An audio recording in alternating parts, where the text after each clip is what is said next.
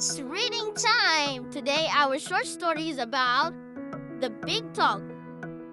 The big dog. The dog is big. He is brown. He runs fast. He has a red ball.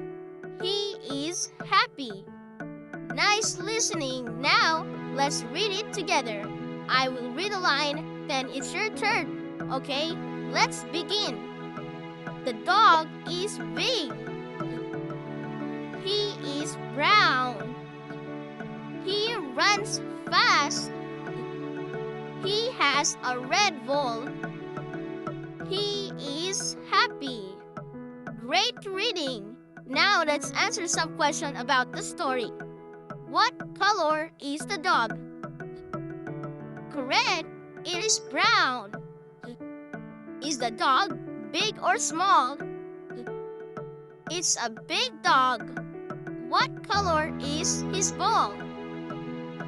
Very good. It's a red ball. Awesome work today. You read the story and answered all the questions. Keep reading and having fun with the stories.